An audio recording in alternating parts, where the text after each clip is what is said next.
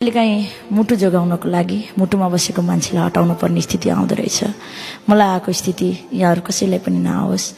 कहिलेकाहीँ जिन्दगी गीत जस्तो हुन्छ, कहिलेकाहीँ गीत जिन्दगी जस्तो हुन्छ र भोग्दै जाँदाखेरि सधैँ माया पनि हुँदैन। कहिलेकाहीँ कुनै कुराहरूले मनमा एउटा आक्रोश र भावनाहरू पनि पैदा गर्छ र त्यही भावनामा डुबेर एउटा आक्रोशित खालको अलिकति थोरै माया पनि मिसिएको एउटा सिर्जना गजल भनौँ मैले लेखेको छु।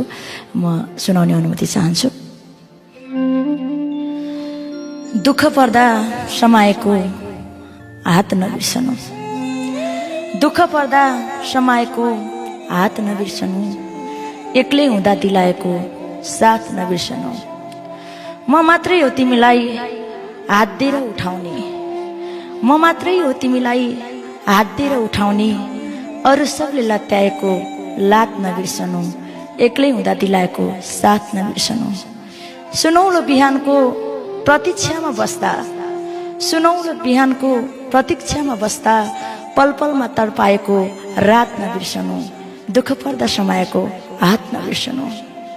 मैले ढोगेपछि मात्रै भगवान भयौ तिमी, मैले ढोगेपछि मात्रै भगवान भयौ तिमी, मैले ढोगेपछि मात्रै भगवान भयौ तिमी।